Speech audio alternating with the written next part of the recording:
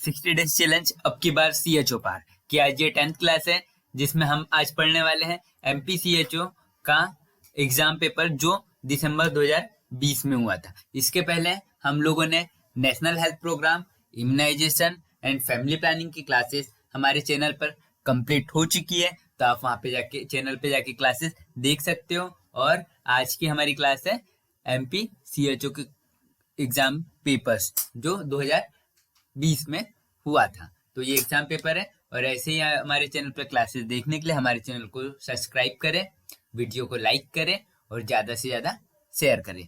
तो आज की क्लास हम स्टार्ट करते हैं। आज की क्लास रहेगी MPCHO मेन दिसंबर 2020 का ये पेपर है, तो हमारी ये क्लास रहने वाली है। तो इस पेपर में फर्स्ट क्वेश्चन आया था, data required for analysing health situation and defining health problem of community include all accept. तो इसका ये फर्स्ट क्वेश्चन था। इसमें पूछा था स्वास्थ्य स्थिति का विश्लेषण करने और सामुदायिक स्वास्थ्य समस्या का परिभाषित करने के लिए आवश्यक डाटा में से सभी शामिल है सिवाय एक के, एक को छोड़कर सभी शामिल है। तो उसमें क्या क्या शामिल रहता है? सोशल रहता है, कल्चरल रहता है और डेमोग्राफिकल फैक्टर रहता है। क्या नहीं रहता है? स्पिरिचुअल फैक्टर नहीं रहता। तो इसका राइट आंसर दिया था स्पिरिचुअल फैक्टर था इसका राइट आंसर। फिर नेक्स्ट क्वेश्चन देख लेते हैं। नेक्स्ट क्वेश्चन में था क्वेश्चन नंबर 2, इसमें था the role and responsibility of ASHA include all. मतलब इसमें से सारी रोल एंड रिस्पॉन्सिबिलिटी आशा की होती है सिवाय एक को छोड़कर। तो उसको हमें बताना है कि क्या आशा की रोल एंड रिस्पॉन्सिबिलिटी नहीं होती है। तो इसमें सबसे पहले दिया था provide primary medical care for minor element like diarrhoea. Second जी है provide medical care using IMNC guideline. Third दिया था प्रोवाइड डॉट्स ट्रीटमेंट। और फोर्थ दिया था create awareness for nutrition as basic sensation. तो इसका राइट आंसर हुआ था कि ये सारे काम करती है। क्या नहीं करती है ऐसा? Provide medical care using IMNC guideline. तो इसका ये राइट आंसर था। नेक्स्ट क्वेश्चन इसमें दिया गया था the concept of primary health care. Primary health care का जो कॉन्सेप्ट था वो किसने रिकमेंडेड किया था? तो concept of primary health care किसने किया था? वो किया था, इसमें ऑप्शन में भोर कमेटी दिया है, मुद्दीलार कमेटी दिया है, मुखर्जी कमेटी दिया है और करतार सिंह कमेटी दिया है। तो भोर कमेटी का ये किसने दिया था?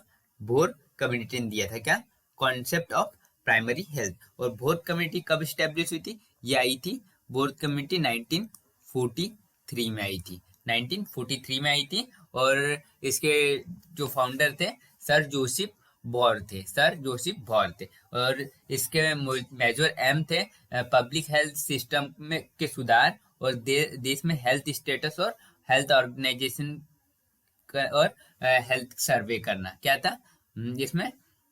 हेल्थ सिस्टम को सुधार करना था और हेल्थ से रिलेटेड सर्वे करना था। और इसका क्या था? Primary health care was recommended किसने दिया था? भोर कमेटी ने दिया था। सेकंड हम बात करें मुदिलार कमेटी की, तो वो आई थी, वो कब आई थी?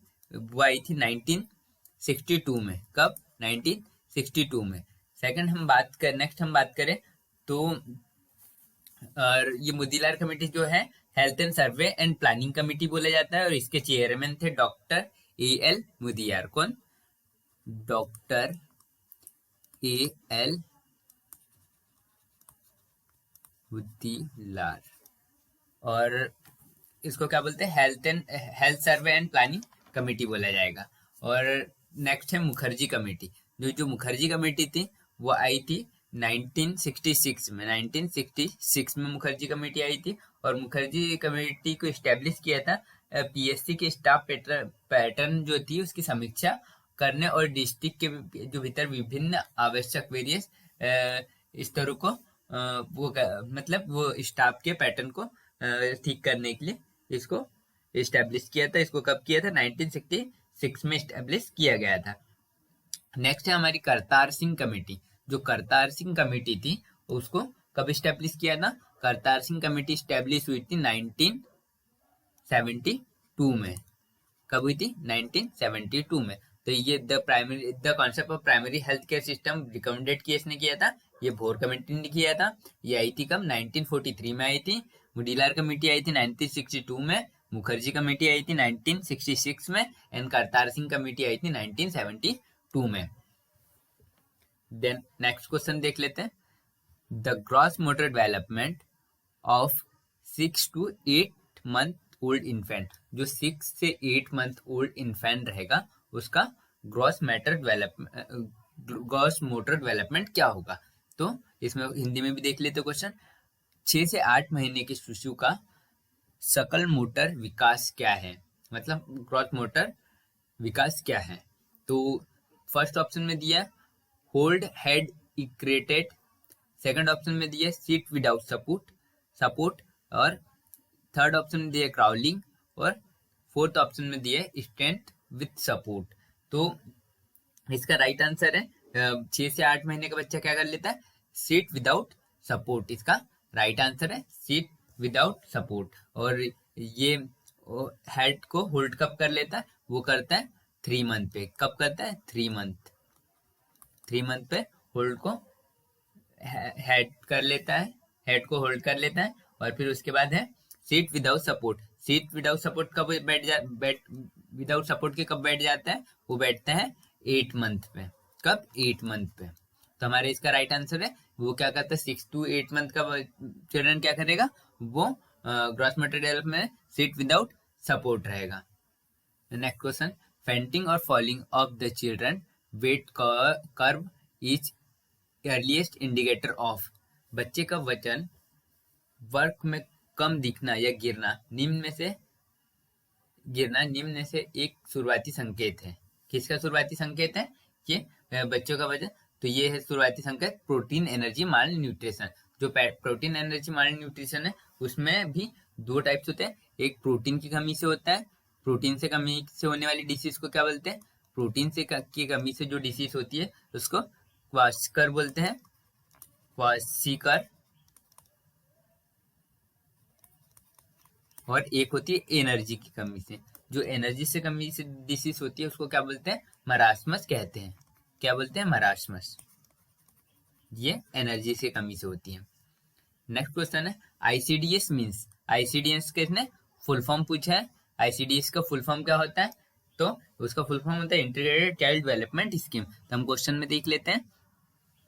फर्स्ट ऑप्शन में दिया international child development scheme, second option में दिया Indian child development scheme, third option में दिया इंटीग्रेटेड चाइल्ड डेवलपमेंट स्कीम और फोर्थ ऑप्शन में दिया इनिशिएटेड चाइल्ड डेवलपमेंट स्कीम।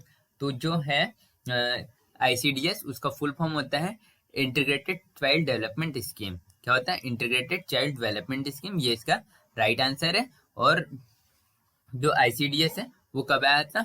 वो इस्टेब्लिश हुआ था 2 अक्टूबर 1975। कब?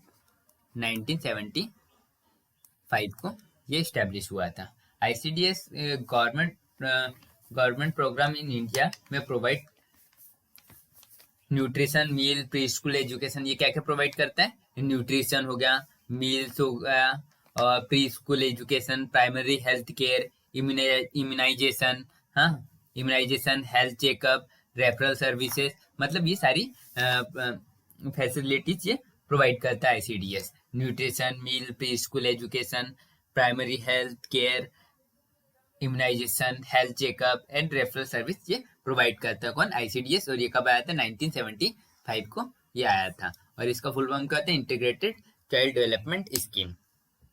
देन हमारा नेक्स्ट क्वेश्चन है A 3 to 6 year old child belong to the development stage। जो 3 से 6 साल का बच्चा रहेगा वो डेवलपमेंट की किस स्टेज में आएगा?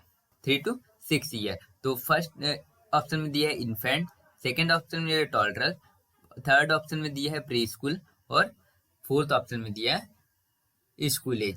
तो 3 to 6 ईयर का जो बच्चा रहेगा उसको वो किस एज में आएगा? वो आएगा प्री स्कूलर। हाँ, और इन्फेंट की बात करें तो इन्फेंट आता है, इन्फेंट रहता है 29 डेज से 29 डेज टू 1 ईयर की एज में इन्फेंट बोलेंगे। और फिर टॉडलर की बात करें, toddler 1 year to 3 year toddler age रहेगी, और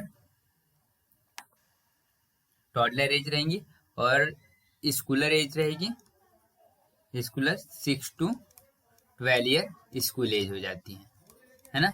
और प्री स्कूलर तो 3 to 6 ईयर रहता ही है। देन हमारा नेक्स्ट क्वेश्चन है, playing alone with toy different from those used by other children in area enjoy the presence of other children and make no effort to escape with them is called। एक बच्चा है जो खेल रहा है, वो भी मतलब अकेला खेल रहा है, और दूसरे बच्चे के रहने के बावजूद भी अपने खिलौने से अकेला खेल रहा है, तो इसका क्या कहेंगे? तो फर्स्ट ऑप्शन में दिया है और looker play, solitary play, parallel play और एसोसिएटिव प्ले। तो इसे क्या कहेंगे? तो इसका राइट आंसर इसमें दिया गया सॉलिटरी प्ले, इसे कहेंगे। क्या कहेंगे? सॉलिटरी प्ले कहेंगे। इसमें नेक्स्ट क्वेश्चन है, the recommended dietary intake from protein for an Indian adult. Recommended dietary में प्रोटीन कितना लेना चाहिए इंडियन एडल्ट ने? तो फर्स्ट ऑप्शन में दिए 1 ग्राम, सेकंड ऑप्शन में 2 ग्राम, थर्ड ऑप्शन में दिया 3 ग्राम पर केजी बॉडी वेट, और फोर्थ ऑप्शन में दिया 4 केजी बॉडी वेट के अकॉर्डिंग। तो इसका राइट आंसर है 1 केजी पर बॉडी वेट के अकॉर्डिंग प्रोटीन लेना है ना, एक इंडियन एडल्ट को। एमपीसीएचओ को फॉर्म भरना स्टार्ट है, जो कि 20 तारीख से 10 तारीख तक आप 20/10/2023 से लेकर 10/11/2023 तक एमपीसीएचओ के फॉर्म अप्लाई हो रहे हैं। अगर किसी भी स्टूडेंट को फॉर्म अप्लाई करने में कोई भी दिक्कत आती है, तो आप हमारे व्हाट्सएप ग्रुप में ज्वाइन होकर प्रॉब्लम हमसे शेयर कर सकते हैं। हम आपकी प्रॉब्लम को सॉल्व करने में हेल्प करेंगे। तो आप डिस्क्रिप्शन में हमारी व्हाट्सएप ग्रुप की लिंक दी गई है, तो वहां से आप हमारे व्हाट्सएप ग्रुप में ज्वाइन हो सकते हैं। देन हमारा next question, vitamin D deficiency result in. Vitamin D के डिफिशियंसी से कौन सी डिसीज डिफिशियंसी होती है?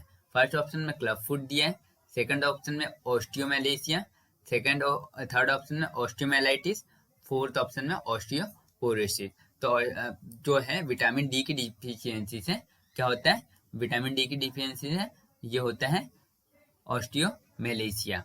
हाँ, ऑस्टियोमेलेशिया को एडल्ट रिकेट भी कहते हैं, एडल्ट रिकेट भी कहते हैं, रिकेट भी कहा जाता है, एडल्ट रिकेट भी कहा जाता है ऑस्टियोमेलेशिया को। और क्लब फुट है, जो क्लब फुट है ये एबनॉर्मलिटीज है जो प्रेजेंट है, जो बर्थ से रहती है ना। ये एबनॉर्मलिटीज है और वो प्रेजेंट कब से रहती है? By birth.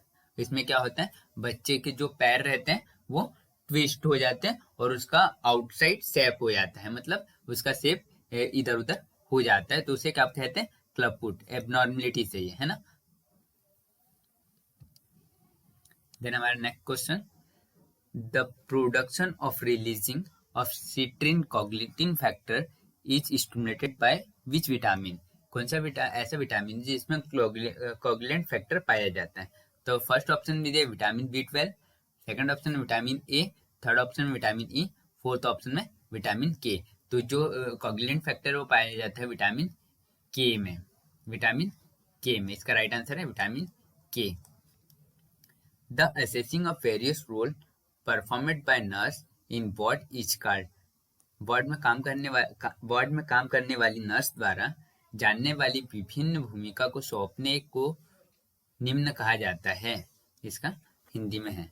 तो इसमें फर्स्ट ऑप्शन में दिया प्लानिंग, सेकंड ऑप्शन में स्टाफिंग, थर्ड ऑप्शन में कंट्रोलिंग, फोर्थ ऑप्शन में ऑर्गेनाइजिंग। तो उसे क्या कहेंगे? उसे स्टाफिंग कहेंगे। तो इसका राइट आंसर हो जाएगा staffing.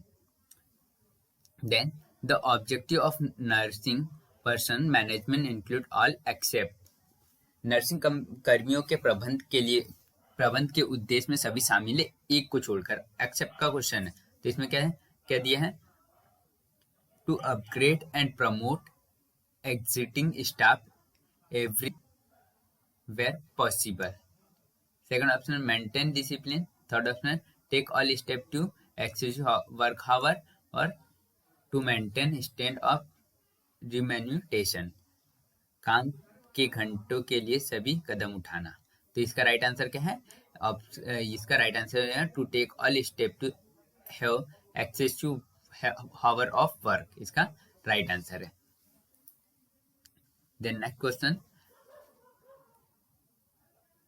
assessing a group of patient to group staff member under the leadership of professional nurse is called। तो इसका फर्स्ट ऑप्शन में दिया है, एक पेशेवर नर्स के नेतृत्व में कर्मचारी वर्ग के सदस्य के समूह को रोगियों के समूह को सौंपने को निम्न में से क्या कहा जाता है? तो फर्स्ट ऑप्शन में फंक्शनल मेथड, सेकंड में टीम मेथड, थर्ड ऑप्शन में दिया प्राइमरी नर्सिंग और फोर्थ ऑप्शन में नन ऑफ दिस। तो इसका राइट आंसर हो जाएगा, इसे क्या कहेंगे? इसे टीम मेथड कहते हैं। कौन सी method? Team method.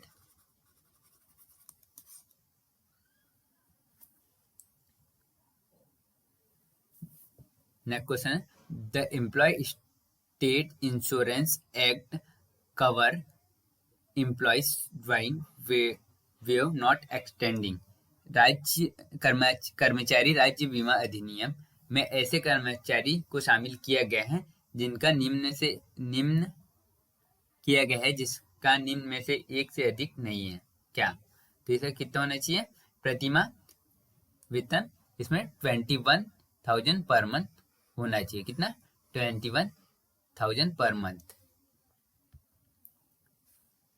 Next question है, during an accident severe blood loss result in. Accident के अगर किसी पेशेंट का एक्सीडेंट हुआ है और उसका सीवियर ब्लड लॉस हुआ है तो उसे क्या कंडीशन बन सकती है? तो फर्स्ट ऑप्शन में हाइपोग्लाइसीमिया, सेकंड दिया है शॉक और एनाफेलिसिस और फोर्थ ऑप्शन दिया है सेप्सिस। तो अगर किसी पेशेंट का एक्सीडेंट हुआ है और उसका सीवियर ब्लड लॉस हुआ है तो उसे क्या हो सकता है? उसे शॉक वाली कंडीशन में पेशेंट जा सकता है। तो इसका राइट आंसर है शॉक वाली कंडीशन में पेशेंट जा सकता है।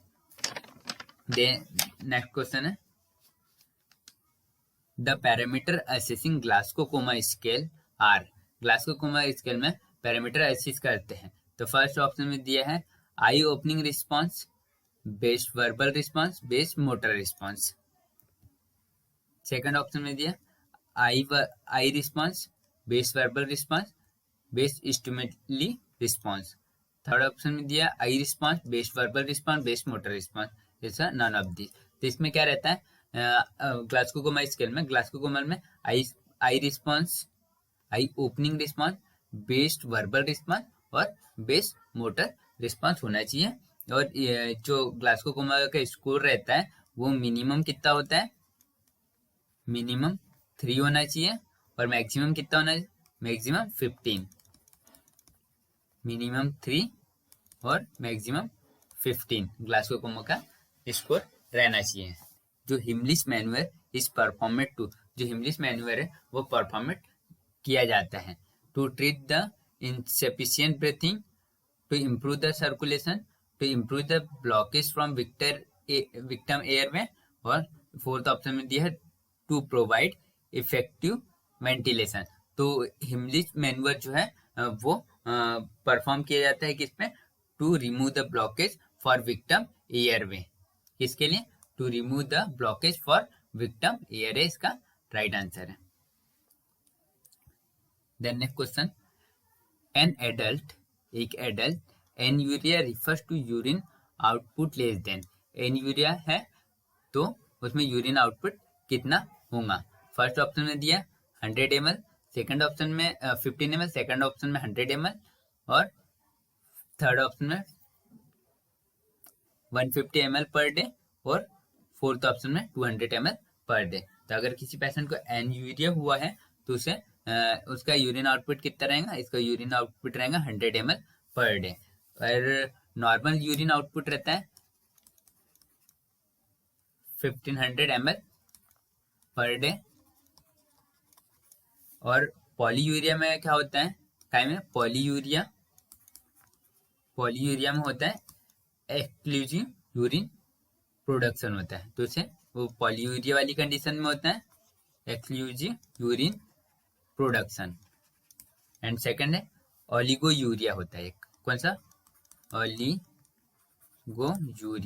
यूरिया में क्या होता है, यूरिन आउटपुट हो जाता है 400 ml पर डे। तो वो कौन सी कंडीशन में रहेगा, ओलिगो यूरिया। और एन यूरिया में रहता है यूरिन आउटपुट कितना हो जाता है 100 ml पर डे। तो ये एन यूरिया है। देन हमारा next question, the hormone secreted by islet Langerhans are, islet Langerhans द्वारा सिक्रेटेड हार्मोन बताना है। तो फर्स्ट ऑप्शन में दिया गया insulin and glucagon, second option में insulin, glucagon and somatostatin, third option में इंसुलिन, ग्लूकागॉन और यह है ACTH। तो फोर्थ ऑप्शन में इंसुलिन, ACTH और सोमेटोस्टेइन। तो इसमें क्या है, इसका राइट आंसर है इंसुलिन, ग्लूकागॉन, सोमेटोस्टाइन, स्टाइटिन है ना, इसका ये राइट आंसर है। द नेक्स्ट क्वेश्चन है, द प्राइमरी रोल ऑफ एल्ड्रोसेन, एल्ड्रोसेन का प्राइमरी रोल, एल्ड्रोसेन के प्राथमिक भूमिका बताना है, क्या होता है, प्राइमरी रोल क्या होता है। तो conserve sodium, promote potassium accretion, ये प्राइमरी रोल होता है किसका, एल्ड्रोसेन का। देन नेक्स्ट क्वेश्चन है, the sub centre is rename, जो सब सेंटर है उसका रीनेम हुआ, उप स्वास्थ्य केंद्र का नाम बदल के निम्न रखा गया है। फर्स्ट ऑप्शन में health and science centre, second option में हेल्थ सेंटर, थर्ड ऑप्शन में हेल्थ एंड वेलनेस सेंटर और फोर्थ ऑप्शन में दिया है health science and treatment and palliative centre. तो इसका राइट आंसर है हेल्थ एंड वेलनेस सेंटर रखा गया है इसका नाम। और हेल्थ एंड वेलनेस सेंटर का होता है हिली एरिया में 3000 की पॉपुलेशन पे होता है एंड प्लेन एरिया में 5000 की पॉपुलेशन पे होता है क्या, हेल्थ एंड वेलनेस सेंटर। और हेल्थ एंड वेलनेस पे कौन पॉइंट होता है, CHO पॉइंट होता है और ANM और आशा ये काम करते हैं। और ये किसके तहत काम करते हैं, NRHM, इसका फुल फॉर्म होता है नेशनल रूरल हेल्थ मिशन। और रही बात हम बात करें तो PSC की, PFC सेंटर होता है कितनी पॉपुलेशन पे, 20,000 से लेकर 30,000 की पॉपुलेशन पे कौन सा PSC होता है। और CSC की बात करें कम्युनिटी हेल्थ सेंटर की, तो वो 80,000 की पॉपुलेशन से 1,20,000 की पॉपुलेशन पे CSC सेंटर होता है। देन नेक्स्ट क्वेश्चन है, the procedure by which amniotic fluid obtained for testing age। तो फर्स्ट ऑप्शन में chorionic values sampling, third option में एमिनोसेंटेसिस और थर्ड ऑप्शन में दिया फीटल ब्लड सैंपलिंग और फोर्थ ऑप्शन में दिया नन ऑफ दिस। तो इसका फुल फॉर्म है एमिनोसेंटेसिस, इसका राइट आंसर है। Then next question, before birth the alveoli in a baby lung are expanded and filled with, birth के समय बेबी के एल्वलाई में और लंग में क्या फिल हो जाता है, मतलब क्या भर जाता है। तो इसमें फर्स्ट ऑप्शन में दिया है क्या, एयर है, फ्लूइड है, ब्लड है या मेकोनियम है। तो बेबी के लंग्स में क्या भर जाता है, फ्लूइड भर जाता है, कोई भी तरल फिल हो जाता है तो उससे बेबी के लंग भर जाते हैं।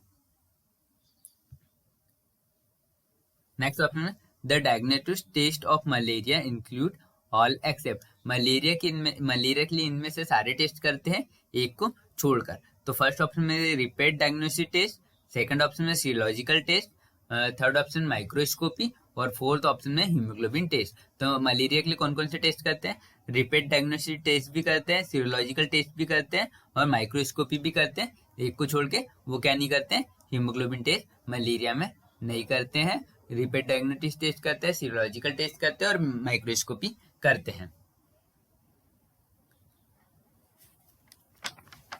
नेक्स्ट क्वेश्चन है, the mode of transmission of hepatitis C, hepatitis C का ट्रांसमिशन मोड बताना है।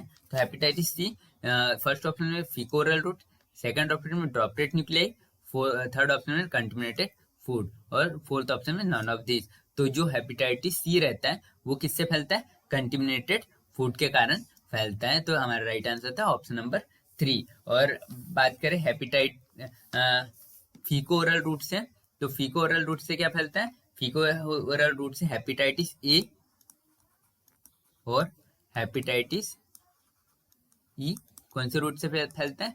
फीको ओरल रूट से फैलता है। और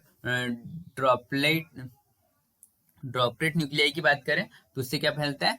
हेपेटाइटिस बी, है ना। और हेपेटाइटिस सी कंटेमिनेटेड ब्लड के कारण फैलता है। The first line of drug for treatment of tuberculosis, tuberculosis के ट्रीटमेंट के फर्स्ट लाइन ड्रग बताना है। तो फर्स्ट ऑप्शन में दिया isoniazid, rifamycin, pyrazinamide, ethambutol and streptomycin.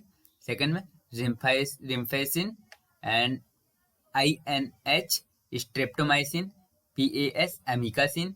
Third option में rifampicin, INH, streptomycin, kanamycin and ethambutol. और फोर्थ ऑप्शन में दिया है rifampicin, INH, streptomycin, kanamycin and PAS। तो फर्स्ट लाइन ड्रग कौन सी है? इसका फर्स्ट लाइन ड्रग है isoniazid, rifampicin, pyrazinamide, ethambutol and streptomycin इसका फर्स्ट लाइन ड्रग है। तो इसका राइट आंसर था ऑप्शन नंबर फर्स्ट। फिर नेक्स्ट क्वेश्चन है the various drug for lactation suppression are all except, various drug है जो स्तनपान दमन के लिए मतलब लैक्टेशन सप्रेशन के लिए उपयोग की जाने वाली है दवाई है, एक को छोड़कर। तो कौन सी नहीं है? फर्स्ट ऑप्शन में कौन सी नहीं है वो? इंजेक्शन। इसका राइट आंसर है इंजेक्शन मिथारजिन, जो इसका राइट आंसर था। The essential characteristic, next question, the essential characteristic of a good nursing service department include all accept, एक अच्छे नर्सिंग विभाग के आवश्यक पदों में शामिल है सिवाय, मतलब गुड नर्सिंग सर्विस में डिपार्टमेंट शामिल है सभी को छोड़, सभी शामिल है एक को छोड़कर। तो क्या शामिल नहीं है? Running the hospital with minimum staffing, क्या नहीं है? इसका राइट आंसर क्या था? Running the hospital with minimum staffing. MPCHO के फॉर्म स्टार्ट है जो कि 20/10/2023 से स्टार्ट हो चुके हैं और जिसके फॉर्म 10/11/2023 तक आप MP ऑनलाइन की ऑफिशियल वेबसाइट पर फिल कर सकते हो। और फॉर्म दो तरीके से फिल कर सकते हो, एक CCHO और एक CCH, है ना। दोनों अलग अलग कैटेगरी में। जिसके पास CCH सर्टिफिकेट है पहले से वो CHO वाली वैकेंसी अप्लाई करेंगे, एंड जिसके पास CCH सर्टिफिकेट नहीं है, CCH सर्टिफिकेट नहीं है, वो 480 वाली वैकेंसी फिल करेंगे, है ना। अगर आप किसी को भी फॉर्म भरने में कोई भी प्रॉब्लम आती है तो आप हमें कांटेक्ट कर सकते हो। व्हाट्सएप ग्रुप की लिंक वीडियो के डिस्क्रिप्शन में आपको मिल जाएगी, आप व्हाट्सएप ग्रुप में ज्वाइन हो जाइए, हम आपकी पूरी हेल्प करेंगे। Then next question, recommended disinfectant specific to kill off corona virus, अस्पताल का बजट निम्न में से एक के लिए तैयार किया जाता है। ये हिंदी में यहाँ पर गलत क्वेश्चन दिया, अस्पताल का बजट निम्न में से एक के लिए तैयार किया जाता है, ये हिंदी का क्वेश्चन गलत था।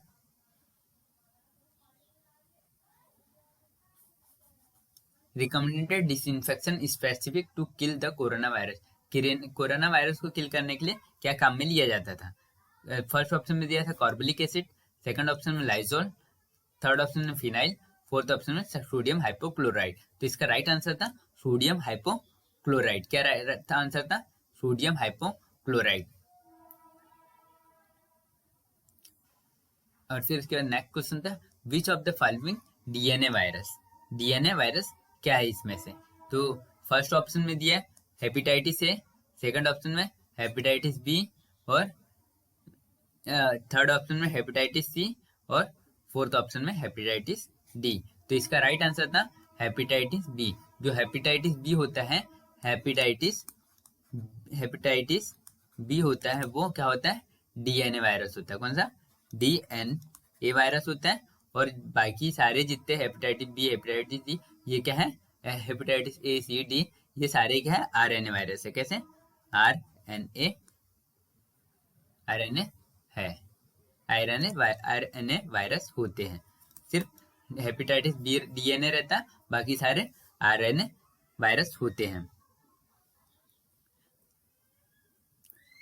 नेक्स्ट क्वेश्चन है rubella is also known as. जो रूबेला है उसको क्या कहेंगे? टिटनेस कहेंगे, वुफिंग कफ कहेंगे, मीजल्स या जर्मन मीजल्स। तो रूबेला है उसको क्या कहते हैं? इसे कहते हैं जर्मन मीजल्स। इसका राइट आंसर है जर्मन मीजल्स। फिर नेक्स्ट क्वेश्चन है S A R stand for. S A R का फुल फॉर्म पूछा है। S A R S stand for. तो इसमें क्या दिया है? Standard acute respiratory syndrome, second option में severe acute respiratory syndrome, third option में sub acute respiratory syndrome, fourth option में स्विंग ऑल रेस्पिरेटरी सिंड्रोम। तो इस सिम्टम्स, तो इसका राइट आंसर था severe acute respiratory syndrome.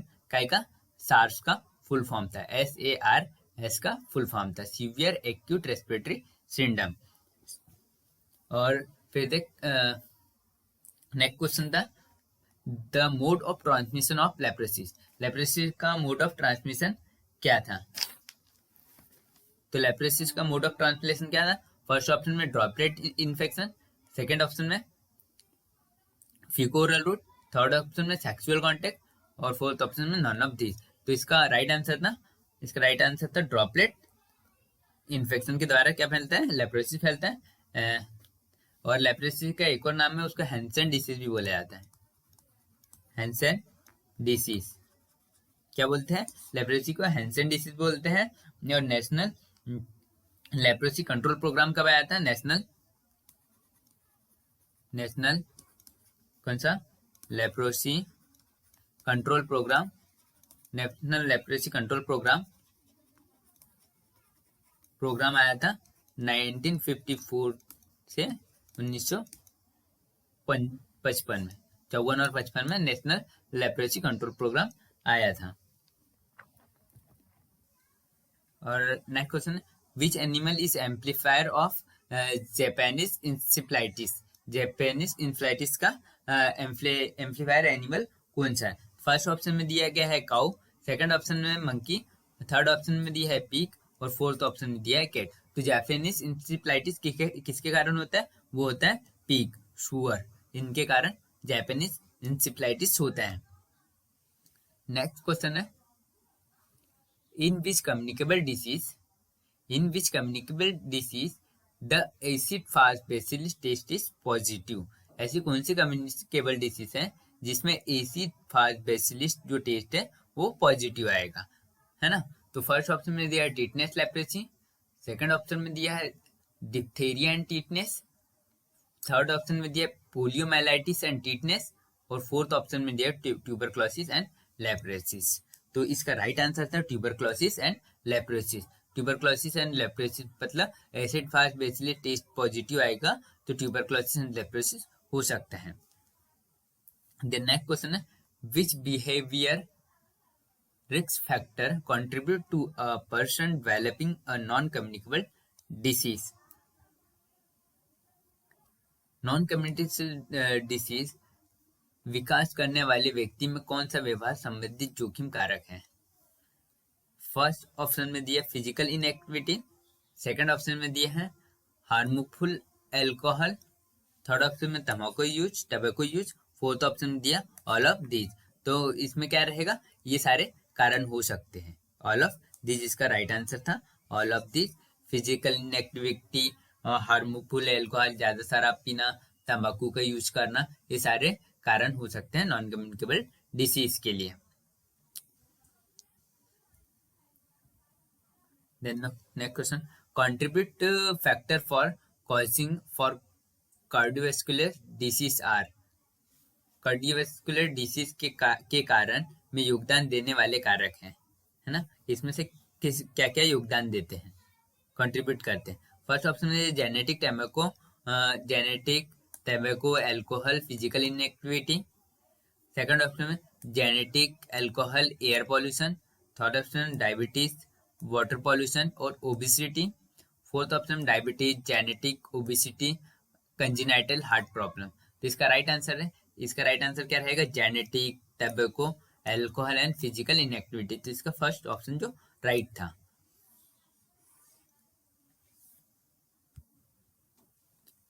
Next question है approach for cancer prevention policy. Approach for cancer की रोकथाम नीति के लिए दृष्टिकोण है, अप्रोच क्या है।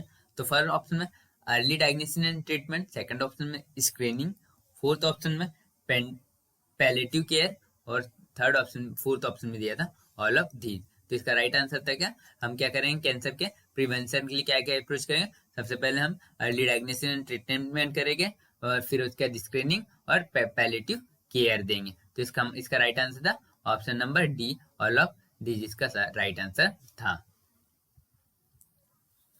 The infection by which organism can cause of cervical cancer. Cervical cancer infection कौन से ऑर्गेनिज्म के कारण होता है। तो फर्स्ट ऑप्शन में दिया hepatitis B, third option second option में दिया HIV, थर्ड ऑप्शन में दिया है HPV और फोर्थ ऑप्शन में H पाइलोरी। तो ये किसके कारण होता है, HPV। इसका फुल फॉर्म होता है ह्यूमन पेपिलोमा वायरस। क्या होता है, ह्यूमन पेपिलोमा वायरस, HPV का फुल फॉर्म होता है ह्यूमन पेपिलोमा वायरस, इसका फुल फॉर्म होता है।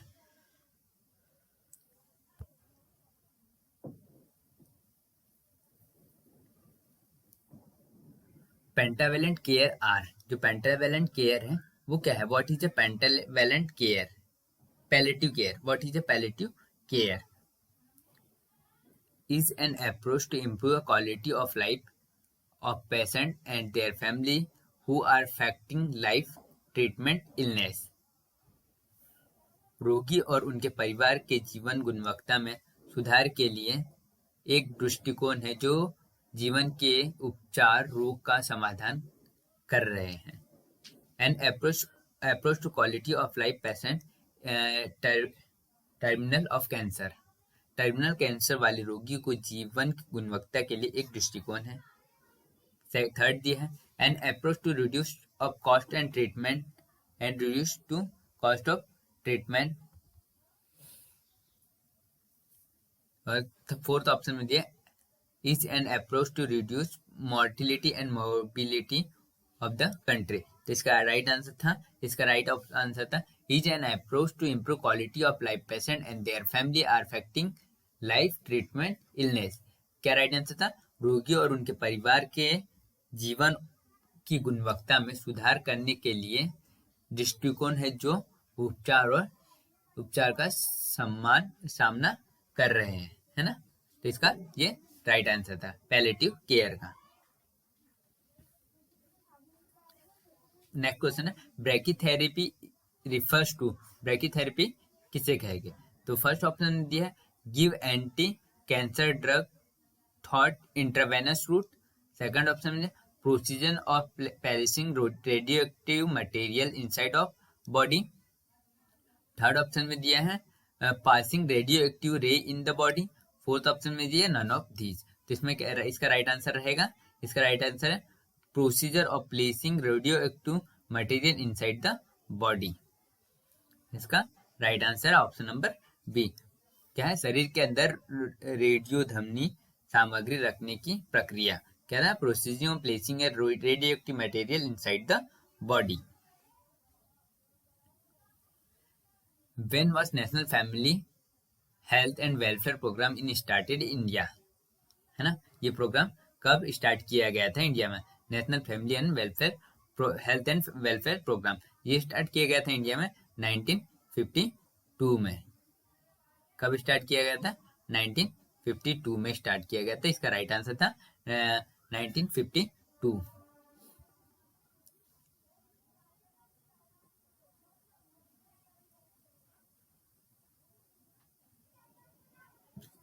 Tuberculosis acylated the progress of which disease? Tuberculosis कौन सी बीमारी की प्रगति को तेज करता है, गति को तेज करता है? फर्स्ट ऑप्शन में अस्थमा, सेकंड में HIV, लेप्रोसी या रूबेला। जो ट्यूबरक्लोसिस है कौन सी बीमारी की गति को तेज करता है? वो करता था HIV की गति को तेज करता है। तो इसका राइट आंसर था HIV। इसका राइट आंसर है HIV। Which of the disease are eradicated for India? इसमें से कौन सी डिसीज इंडिया से इरिक्रेटेड हो चुकी है? फर्स्ट ऑप्शन में दिया है leprosy, tuberculosis, smallpox. Second option में measles, polio, smallpox. Third option में दिया smallpox, guinea, worm, polio and yaws. और fourth option SARS, polio, smallpox. तो इंडिया से इरिक्रेटेड कौन सी बीमारी डिसीज हो गई है? वो हो गई है ऑप्शन नंबर 3 इसका राइट आंसर था smallpox, guinea, worm, polio, yaws. जो ये डिसीज थी इंडिया से इरिक्रेटेड हो चुकी हैं। Next question, when was India declare polio free? India कब पोलियो फ्री डिक्लेयर किया गया था? फर्स्ट ऑप्शन में 27 मार्च 2014, सेकंड ऑप्शन 27 मार्च 2009 और नॉट येट डिक्लेयर्ड, और फोर्थ ऑप्शन में है 27 मार्च 2020। तो पोलियो फ्री इंडिया कब हुआ था? ये हुआ था, पोलियो फ्री हुआ था 27 मार्च 2014। तो इसका 27 मार्च 2014 राइट आंसर था। Notifiable disease as per WHO under IHR के तहत WHO के अनुसार सूचनाएं रोग है। नोटिफाइबल डिसीज है, सूचनाएं रोग इसने पूछा है। तो first option cholera, plague, yellow fever. First second option polio, tetanus, typhoid और हेपेटाइटिस। और थर्ड ऑप्शन प्लग, व्यास, इन्फ्लूजा। और फोर्थ ऑप्शन कोलेरा, पोलियो और इन्फ्लूजा। तो इसका राइट आंसर था कोलेरा, प्लेग और येलो फीवर। क्या था? हैजा, प्लेग और येलो फीवर इसका राइट आंसर था। फिर उसके बाद क्या पूछा गया था? INAP स्टैंड फॉर, INP का फुल फॉर्म भी पूछा था। तो फर्स्ट ऑप्शन में Indian nurse and paediatrician, second option में Indian new association with public, third option में इंडियन नर्स एंड पब्लिक।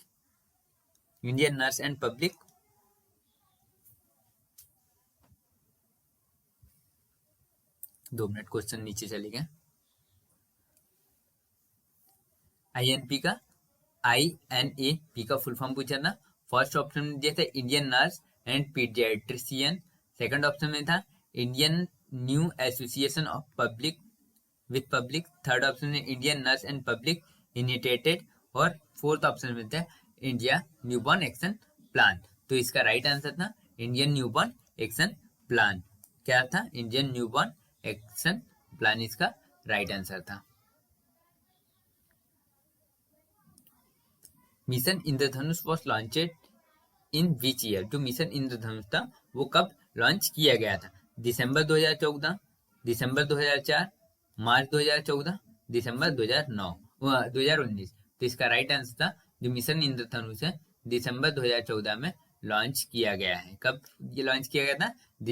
दिसंबर 2014। और ये किससे रिलेटेड है? इम्यूनाइजेशन से रिलेटेड है। क्या? मिशन इंद्रधनुष टीकाकरण से। किससे? टीकाकरण से। और ये दिसंबर 2014 में लॉन्च किया गया है। नेक्स्ट क्वेश्चन है, national communicable disease prevention and control programme include. जो national non communicable disease prevention and control programme, उसमें क्या क्या इंक्लूड है ना? राष्ट्रीय गैर संचार रोग निवारण और नियंत्रण कार्यक्रम में शामिल है। फर्स्ट ऑप्शन में दिया है कैंसर, हाइपरटेंशन, कार्डियोवास्कुलर और डायबिटीज। सेकंड ऑप्शन में दिया है cancer, diabetes, cardiovascular and stroke. Third option में दिया cancer, leprosy, diabetes and tuberculosis. Fourth option में दिया है cancer, diabetes, leprosy and tuberculosis, है ना। तो इसका राइट आंसर है जो national non communicable disease prevention control programme में क्या क्या इंक्लूड है, उसमें इंक्लूड है कैंसर है, diabetes, cardiovascular disease and stroke, ये इसमें इंक्लूड है। Cancer, diabetes, cardiovascular disease and stroke इसमें इंक्लूड है। नेक्स्ट क्वेश्चन है immediate first aid treatment for dog bite. अगर डॉग बाइट कर लेता है तो इमीडिएट और फर्स्ट एड ट्रीटमेंट क्या करना चाहिए। फर्स्ट ऑप्शन में दिया cover with dressing, second option में दिया है apply antiseptic lotion, third option में दिया wash with soap and water for 15 minute 15 minute, और थर्ड ऑप्शन में सूचर द बिग पॉइंट। तो इसका राइट आंसर हो जाएगा, इसका राइट आंसर है अगर डॉग बाइट कर लेता है तो हमें सबसे पहले क्या करना होता है, वॉश करना होता है साबुन सोप से, वो भी 15 मिनट के लिए। तो इसका राइट आंसर है wash with soap and water for 15 minute. Running water से हमें 15 मिनट तक घाव को साफ करना है, क्लीन करना है। कितने? 15 मिनट तक अगर डॉग बाइट कर ले तो। नेक्स्ट क्वेश्चन है the ratio of cardiac compression and artificial breathing. तो इसका क्या रेशियो होता है।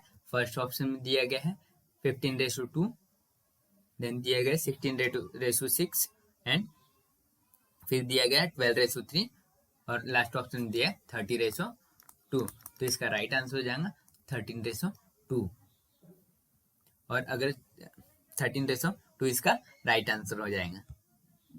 देन नेक्स्ट क्वेश्चन है what immediate in nursing intervention you will take the case of blood reaction. अगर किसी पेशेंट को ब्लड रिएक्शन हो गया तो इमीडिएट नर्सिंग इंटरवेंशन क्या होगा। तो फर्स्ट ऑप्शन में दिया inform the physician, second option में दिया inform the blood bank, third option में दिया है मॉनिटर वाइटल साइन, और फोर्थ ऑप्शन में दिया है stop blood transfusion immediately and monitor the vital sign. तो इसका राइट आंसर यही हो जाएगा stop the transfusion and immediate monitor vital sign. तो मतलब सबसे पहले हमें क्या करना है, स्टॉप करना है ट्रांसफ्यूजन को और मॉनिटर करना है वाइटल साइन को, है ना। अगर किसी पेशेंट को क्या हो जाए, ब्लड रिएक्शन हो जाए तो इसका राइट आंसर ऑप्शन नंबर 4 हो जाएगा। द ऑर्डर नेक्स्ट क्वेश्चन है the order to perform CPR as American Heart Association is. American Heart Association के अकॉर्डिंग सीपीआर परफॉर्म करने का क्या ऑर्डर है ना। तो फर्स्ट ऑप्शन में दिया है airway breathing compression, second option में ब्रीथिंग एयरवे एंड कंप्रेशन, और थर्ड ऑप्शन में दिया है कंप्रेशन एयरवे ब्रीथिंग, और फोर्थ ऑप्शन में दिया है नन ऑफ दिस। तो अमेरिकन हार्ट एसोसिएशन के अकॉर्डिंग क्या होता है, कंप्रेशन, सबसे पहले कंप्रेशन, फिर एयरवे, फिर उसके बाद ब्रीथिंग। तो क्या होता है CAB। अमेरिकन हार्ट एसोसिएशन के अकॉर्डिंग ये होता है। द नेक्स्ट क्वेश्चन है which of this permanent method of contraception. इसमें से कौन सा परमानेंट मेथड है कॉन्ट्रासेप्शन का। तो फर्स्ट ऑप्शन में दिया ट्यूबर लिंगेशन, सेकंड ऑप्शन में वैसेक्टोटॉमी, और थर्ड ऑप्शन में दिया है MITP, और फोर्थ ऑप्शन में दिया है ट्यूबर लैंगेशन एंड वैसेक्टोटॉमी। तो इसका राइट आंसर है ऑप्शन नंबर 4, इसका राइट आंसर हो जाएगा। परमानेंट मेथड क्या होता है कॉन्ट्रासेप्शन का, परमानेंट मेथड होता है कॉन्ट्रासेप्शन का ट्यूबर लैंगेशन एंड वैसेक्टोटॉमी परमानेंट मेथड होता है काय का, कॉन्ट्रासेप्शन का।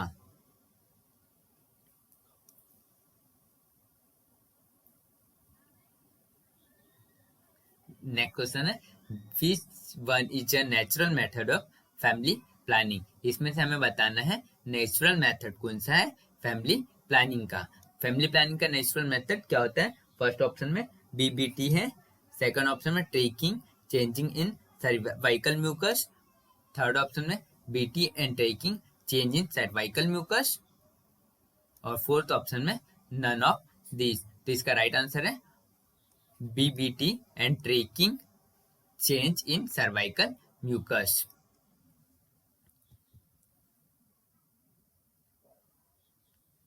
The copper used in cooperative has the following action।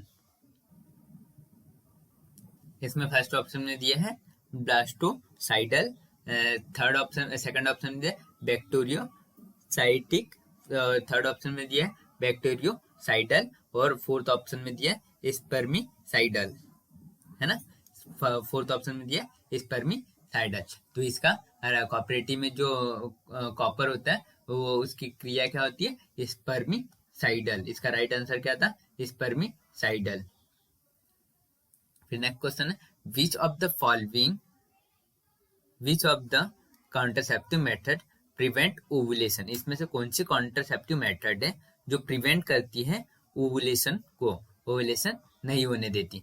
First option में बेरियर मेथड, सेकंड में सर्जिकल, फोर्थ में है नेचुरल, और थर्ड में है नेचुरल, फोर्थ में हार्मोनल। जो हार्मोनल मेथड होती है, हार्मोनल मेथड होती है जो क्या करती है, कॉन्ट्रासेप्टिव ये ओवुलेशन से प्रिवेंट करती है, प्रिवेंट ओवुलेशन। और कॉन्ट्रासेप्टिव मेथड हार्मोनल मेथड में क्या आता है, हार्मोनल मेथड में पिल्स आती है माला एन माला डी, जो कि जिसमें कितने 21 हार्मोनल पिल्स होती है एंड 21 हार्मोनल पिल्स होती है और 7 नॉन हार्मोनल पिल्स होती है जिसमें आयरन की पिल्स होती है।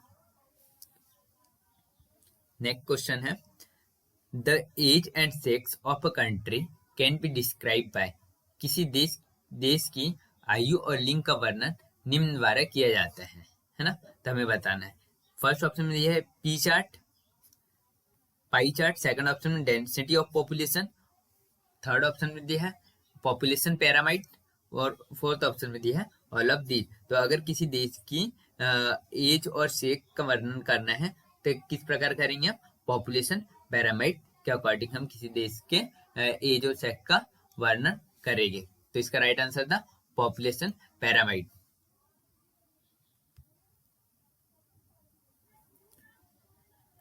नेक्स्ट क्वेश्चन है द NRR मीन्स। NRR का फुल फॉर्म पूछा है इसने। NRR का फुल फॉर्म क्या होता है, तो फर्स्ट ऑप्शन में दिया है net reproductive rate, second option में दिया है national reproductive rate, third option में दिया है नेशनल रिप्रोडक्टिव रेस्पिरेटरी रेट, और फोर्थ ऑप्शन में दिया है ऑल ऑफ दिस। तो NNR का फुल फॉर्म क्या होता है, NNR का फुल फॉर्म होता है net reproductive rate.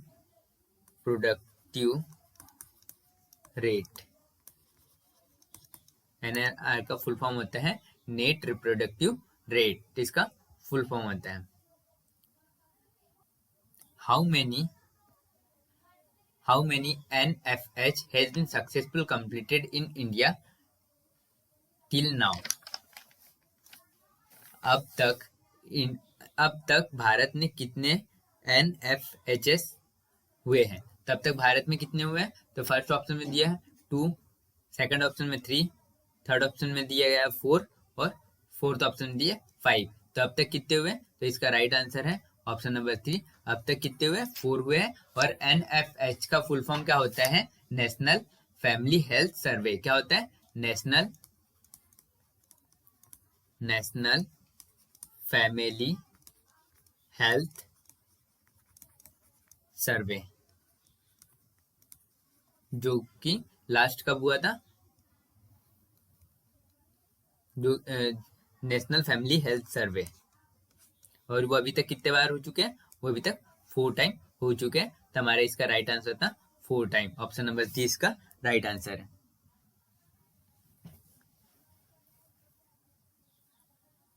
The adolescent people are in which group as per WHO। WHO के अकॉर्डिंग एडोलेसेंट जो पीपल रहेगी उसका एज ग्रुप क्या होगा, 9 to 19 ईयर, 12 to 19 ईयर, ये ऑप्शन में दिया गया है 10 to 19 ईयर, और फोर्थ ऑप्शन में दिया है मोर देन 19 ईयर। तो जो एल्ट्रोसेंट पीपल रहते हैं उसका एज ग्रुप रहता है 10 to 19 ईयर। कितना? 10 to 19 ईयर्स उनका एज ग्रुप रहता है, और इसके अकॉर्डिंग हमारा राइट आंसर क्या होगा? 10 to 19 year.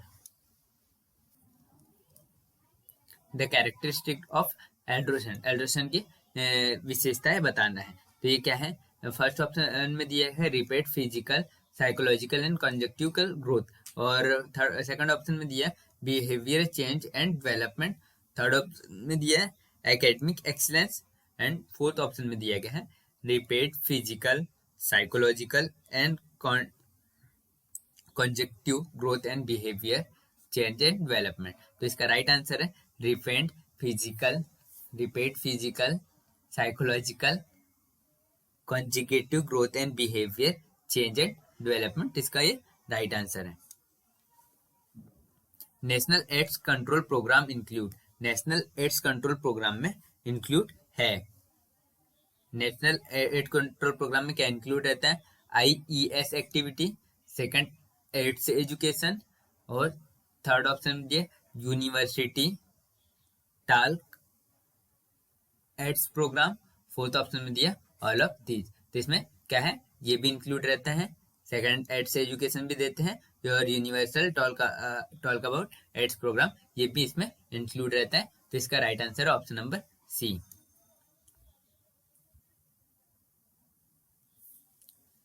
Kishori Shakti Yojana is create pertaining to need of a girl in the age group. जो किशोरी शक्ति योजना है वो किस एज ग्रुप की गर्ल्स के लिए है? फर्स्ट ऑप्शन में दिया है 10 to 19 ईयर, सेकंड में 19 to 18 ईयर, थर्ड में है 12 to 19 ईयर, और फोर्थ में है 13 to 19 ईयर। तो इसमें किस एज ग्रुप के गर्ल्स को दी जाती है किशोरी शक्ति योजना में? किस गर्ल्स को रखा गया है? तो इसमें रखा गया है 11 to 18 ईयर की गर्ल्स को। क्या है? 11 to 18 ईयर की जो गर्ल्स है वो किशोरी शक्ति योजना में आती है। The meaning of ARSH under RMNCH plus A programme. तो इसमें इसका RMNCH प्रोग्राम में या ARCH का मीनिंग क्या होता है? तो फर्स्ट ऑप्शन में दिया adolescent reproductive and sexual health, second option में दिया adolescent reproductive and social health, third option में दिया है adolescent regulation and sexual health, और फोर्थ ऑप्शन में दिया है adolescent reward and sexual health. तो इसका राइट आंसर है ARCH का फुल फॉर्म इसमें है, इसका मीनिंग है adolescent and reproductive and sexual health.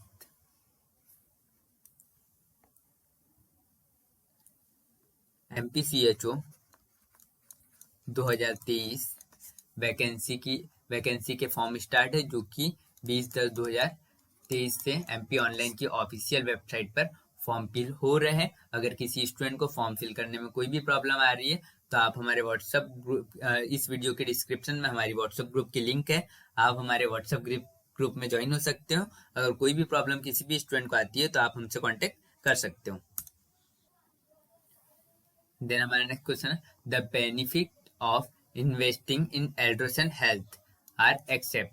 किशोर स्वास्थ्य में निवेश के लाभ है एक को छोड़कर। तो हमें क्या बताना है? फर्स्ट ऑप्शन दिया है economic social and politic, second में दिया है economic health and social, third option में दिया economic health and human right, और फोर्थ ऑप्शन में दिया economic and political and social. तो इसका राइट आंसर है economic health and human right.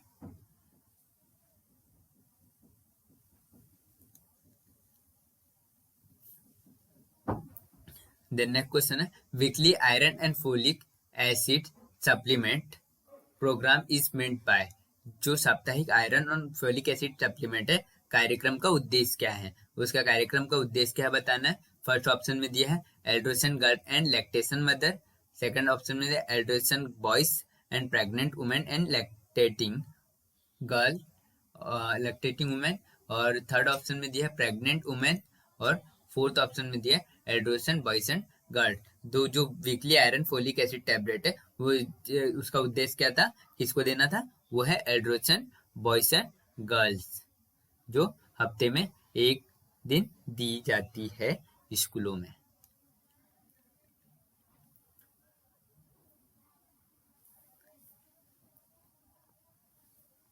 As per national policy of India, minimum age of girl marriage.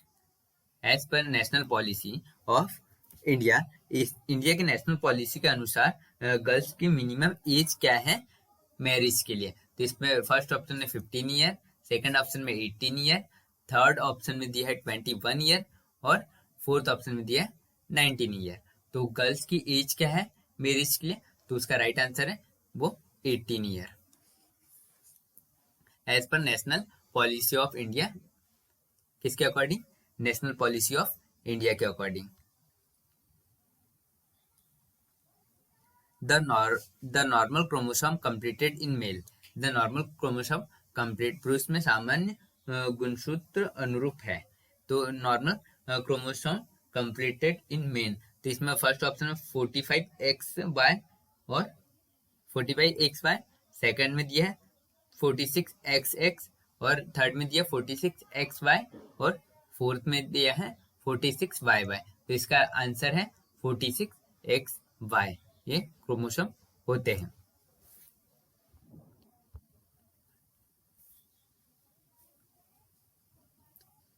The hormone involve the functioning of male reproductive system, एक the hormone है जो involve होते काय में, male reproductive system में। तो इसका right answer follicle stimulating hormone, testosterone और ल्यूटिनाइजिंग हार्मोन, इसमें ये हार्मोन होते हैं। कौन से, मेल रिप्रोडक्टिव सिस्टम में कौन से, फोलिसेल स्टिमुलेटिंग हार्मोन, टेस्टोस्टेरॉन और ल्यूटिनाइजिंग हार्मोन इसमें प्रेजेंट होते हैं, इन्वॉल्व होते हैं काय में, मेल रिप्रोडक्टिव सिस्टम में। फिर उसके बाद the hormone they do not cross the placenta, जो हार्मोन जो प्लेसेंटा को पार नहीं करते हैं वे हैं, ऐसे हार्मोन बताना है जो प्लेसेंटा को क्रॉस नहीं करते हैं। तो इसमें कौन कौन से, ये पैराथॉर्मोनी एंड कैल्सीटोनिन जो हार्मोन है वो प्लेसेंटा को क्रॉस नहीं करते। पैराथॉर्मोनी और कैल्सीटोनिन जो हार्मोन है प्लेसेंटा को क्रॉस नहीं करते हैं। Softening of cervix to facilitate in dilation during labor is called, प्रसव के दौरान सर्विक्स को मुलायम और इसके फैलाव को सुविधाजनक बनाने के लिए कहा जाता है। तो हिगार साइन फर्स्ट ऑप्शन में दिया है, और सेकंड ऑप्शन में गुडेल साइन, थर्ड ऑप्शन में बर्टन साइन, और फोर्थ ऑप्शन में दिया नन ऑफ दीज। तो इसका राइट आंसर है गुडेल साइन। देन हमारे नेक्स्ट क्वेश्चन है, estimated date of delivery is calculated by, जो एस्टिमेटेड जो डेट ऑफ डिलीवरी है वो कैलकुलेट किसके अकॉर्डिंग करते हैं, कौन से रूल्स के अकॉर्डिंग। तो फर्स्ट ऑप्शन में एमसी मैकडॉनल्ड साइन, और फोर्थ ऑप्शन में नेग्लेंस साइन, और थर्ड ऑप्शन में रूल ऑफ 9, और फोर्थ ऑप्शन में डॉन फॉर्मूला। तो ये नेग्लेंस के रूल्स के अकॉर्डिंग इसको कैलकुलेट करते क्या, EDD expected date of delivery जो रहती है उसको कैलकुलेट करते हैं, जो कि रहता है last menstrual cycle plus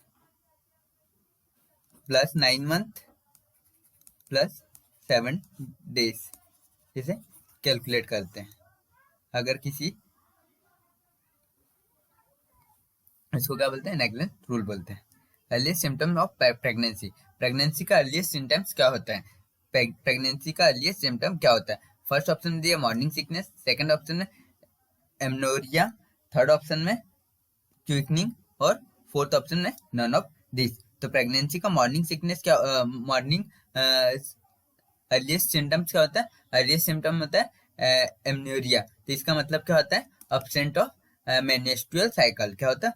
absent of menstrual cycle, इसका मीनिंग होता है एमनोरिया। इसका अर्लीस्ट सिम्टम होता है का प्रेगनेंसी का।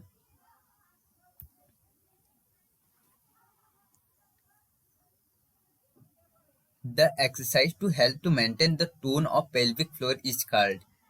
तो pelvic floor को मेंटेन करने के लिए कौन सी एक्सरसाइज करते हैं? तो इसमें कौन से? Kegel exercise. इसके लिए इसका राइट आंसर कौन सी? कीगल एक्सरसाइज इसका राइट आंसर है। फिर उसके बाद नेक्स्ट क्वेश्चन है, a graphical representation of procedure of labour which cervical dilation and destination of foetal head is portrayed against time is called. मतलब एक ग्राफिकल प्रेजेंटेशन है प्रोसीजर किस टाइम? लेबर के टाइम, और उसमें सारी इंफॉर्मेशन रहती है लेबर से रिलेटेड, तो उसे क्या करते हैं? तो फर्स्ट ऑप्शन में है पार्टोग्राफ, सेकंड ऑप्शन में है पार्ट्यूपिरेशन, और थर्ड ऑप्शन में रोड एंड हेल्थ चार्ट, और थर्ड ऑप्शन में कार्डियोटोग्राफी। तो उसे लेबर के टाइम यूज करने वाले, लेबर के टाइम में क्या यूज होता है? तो इसका राइट आंसर रहेगा पार्टोग्राफ। जो पार्टोग्राफ रहता है उससे लेबर के टाइम सारे रिकॉर्ड उसमें मेंशन करते हैं, काय में? पार्टोग्राफ में। फिर next question, after delivery of new born baby umbilical cord should be clamped and cut within. जो डिलीवरी के बाद आफ्टर डिलीवरी जो एम्ब्राइकल कॉर्ड रहते हैं उसको क्लेम और कट कितने मिनट में करना चाहिए? तो फर्स्ट ऑप्शन में दिया 1 to 3 सेकंड, सेकंड ऑप्शन में दिया 1 to 3 मिनट, और थर्ड ऑप्शन में दिया 5 to 10 मिनट, और फोर्थ ऑप्शन में दिया नन ऑफ दिस। तो एम्ब्रेकल जो कॉर्ड होती है उसको कट कब कर कितने देर में किया जाता है? उसको 1 से लेकर 3 मिनट के अंदर में कट करना चाहिए। किसे? एम्ब्रेकल कॉर्ड को। फिर नेक्स्ट क्वेश्चन है, the most important and effective action in neonatal resuscitation. इसमें से बताना है most important and effective action है नियोनेटल रिसक्सिटेशन का। तो वो क्या है? वेंटिलेशन है। क्या है? वेंटिलेशन। इसका राइट आंसर क्या है? Ventilation. Next question, the preferred route of administration of epinephrine hydrochloride. तो फर्स्ट ऑप्शन में क्या दिया है? ओरल, सेकंड ऑप्शन में इंट्रामस्कुलर, थर्ड ऑप्शन में इंट्रावेनस, और फोर्थ ऑप्शन में एंडोट्रेकियल। तो इसका राइट आंसर क्या था? इंट्रामस्कुलर। क्या है? इंट्रामस्कुलर। तो इसमें क्या बोला गया है? जो मिशन, जो क्वेश्चन है, the aim of mission Indradhanush is related to. तो मिशन इंद्रधनुष किससे रिलेटेड है? फर्स्ट ऑप्शन में mid day meal, second option में वाटर सेंसेशन, और थर्ड ऑप्शन में कोविड प्रिवेंशन, और फोर्थ ऑप्शन में इम्यूनाइजेशन। तो मिशन इंद्रधनुष से किससे रिलेटेड है? वो है इम्यूनाइजेशन से रिलेटेड है, जो कि दिसंबर 2014 में लॉन्च किया गया था। कब किया था? दिसंबर 2014 में लॉन्च किया गया था। फिर next question, the hormone primarily responsible for milk ejaculation. Milk ejection के लिए कौन सा हार्मोन रिस्पॉन्सिबल है? तो फर्स्ट ऑप्शन में एस्ट्रोजन दिया है, सेकंड ऑप्शन में प्रोजेस्टेरॉन, थर्ड ऑप्शन में ऑक्सीटोसिन, और फोर्थ ऑप्शन में प्रोलेक्टिन। तो मिल्क इजैकुलेशन के लिए कौन सा हार्मोन रिस्पॉन्सिबल है? इजैकुलेशन के लिए कौन सा हार्मोन रिस्पॉन्सिबल है? जो कि है ऑक्सीटोसिन, जो है रहता है वो रिस्पॉन्सिबल होता है। नेक्स्ट क्वेश्चन है, nosocomial pneumonia is a pneumonia that is acquired from. जो नोजोकोमियल निमोनिया है वो निमोनिया है जो इसमें निम्न प्राप्त होता है, निम्न में से प्राप्त होता है। तो फर्स्ट ऑप्शन है कम्युनिटी, सेकंड ऑप्शन है हॉस्पिटल एनवायरनमेंट, थर्ड ऑप्शन है होम, और फोर्थ ऑप्शन है नॉन ऑफ दीज। तो जो नोजोकोमियल निमोनिया है वो उसके नाम से क्लियर होता है। नोजोकोमियल जो निमोनिया है वो हॉस्पिटल इन्वायरमेंट से होता है, हॉस्पिटल में फैलता है। कहाँ फैलता है? हॉस्पिटल में फैलता है। नेक्स्ट क्वेश्चन है, breast feeding week is celebrated in. जो ब्रेस्ट फीडिंग वीक है वो कब सेलिब्रेट किया जाता है? फर्स्ट ऑप्शन में first week of July, second option में first week of August, third option में फर्स्ट वीक ऑफ सितंबर और फोर्थ ऑप्शन में फर्स्ट वीक ऑफ नवंबर। तो ब्रेस्ट फीडिंग वीक मनाया जाता है, वो मनाया जाता है फर्स्ट वीक ऑफ अगस्त। तो इसका right answer option number second, first week of August में ये मनाया जाता है।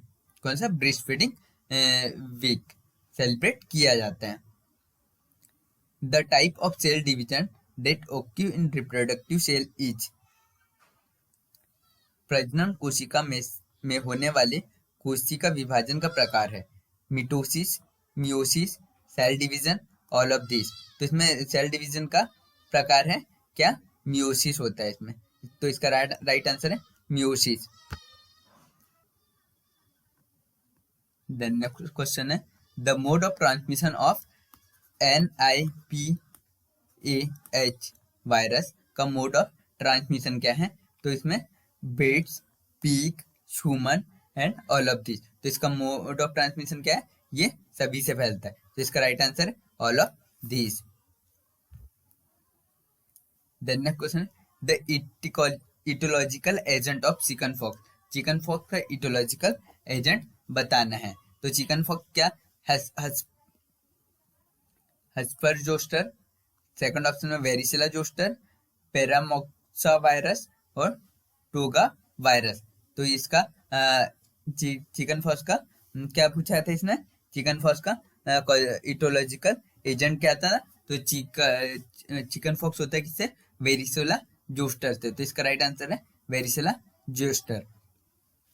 तो यहाँ तक थे MPCHO में पूछे गए सारे क्वेश्चन, और इसके बाद दिए गए हैं जीके के क्वेश्चन जो कि हम नहीं पढ़ेंगे। हमने अभी तक 75 क्वेश्चन पढ़े जो MPCHO 2022 में आए